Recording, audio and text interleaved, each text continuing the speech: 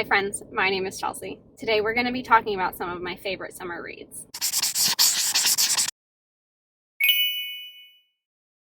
I am on my lunch break. I have half an hour to run through this with you guys, and I have just a couple of recommendations that I personally have read and have really enjoyed, and I think they have a decent summer vibe. So I've separated these into two sections. The first one is romance and the second one is fantasy, because those are my top two genres during this time of year. The fantasy one, I've got one adult recommendation and one middle grade recommendation. So let's go ahead and jump into it.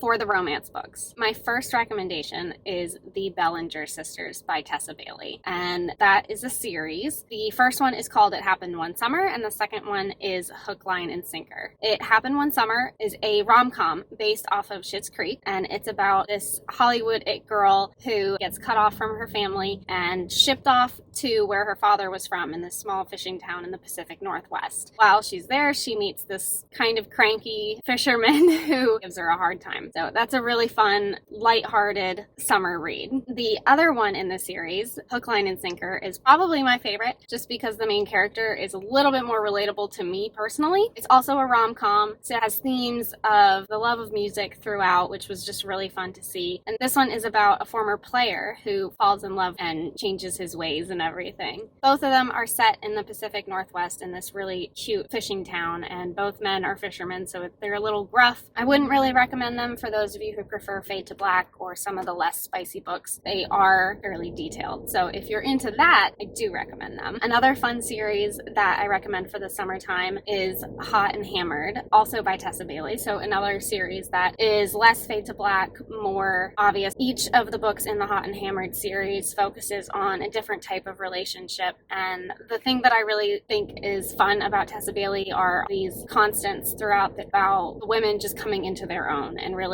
finding their confidence, finding themselves, and how the men fall in love with that aspect of them as they grow. The next romance that I'm going to recommend to you guys is a little bit more of a Fade to Black. It's less spicy, but the tension is still there. It's a great read, is The Unhoneymooners by Christina Lauren. And this one is very summer-based. This one is about Olivia and Ethan. And after Olivia's twins' wedding, the bride and groom and their whole entire party get food poisoning, except for Olivia and Ethan. So Olivia and Ethan get to take this very tropical paradise honeymoon trip that her sister and the groom were supposed to take. This is more of a forced proximity, enemies to lovers sort of book. It is another rom-com. It was a lot of fun, and the setting definitely lends itself to being a really good summer read. So those are the romances that I would recommend. I believe they're all based in summertime. The Unhoneymooners is the only one that really has the tropical setting, but the rest of them are so lighthearted and fun and with great themes overall that I would recommend them for sure.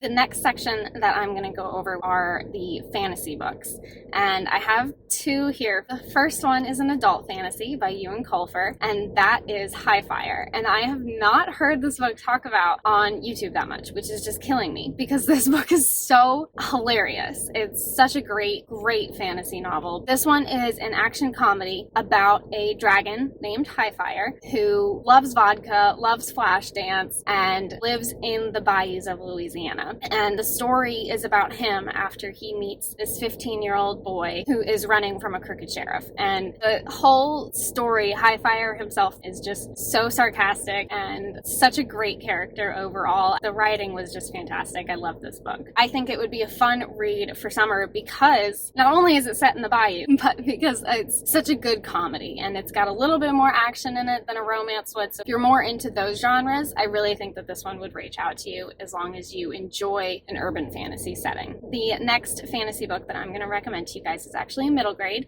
and that would be Howl's Moving Castle by Diana Wynne Jones. Something about the summertime just really makes me want some whimsy in fantasies that I read. So where Highfire and all of these other recommendations were a little more lighthearted, this one is as well, but it's more lighthearted in the sense that the world building is so incredible. This is about Sophie, and Sophie is the eldest of three daughters. sisters, and that kind of sticks her in a certain place within this family. And so when she upsets the Witch of the Waste, she finds herself under a spell that makes her look like an old woman. And in order to undo this spell, she has to go find Hal and his moving castle. It's another story about growth, magic, and the whole renewal idea within this book is just incredible. And I really think that that lends itself to being a really great, lighthearted summer read. So really quickly, those were the recommendations that I have for you guys that I've read over the last few summers that I really personally enjoyed and would recommend to anyone that asked for a lighthearted, fun book to read. I know this one was quick. I just got back from my baby moon this week, and I'm trying to catch up on filming and editing and getting some stuff done. So I apologize for not posting last week. I hope this kicks off some of the summer series here. I've got a couple of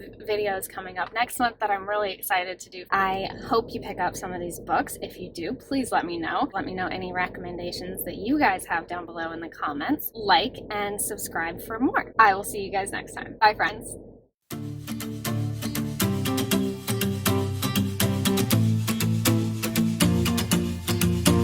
You know that I'ma keep it cool. With you I feel like breaking rules. On the edge, looking out with no parachute.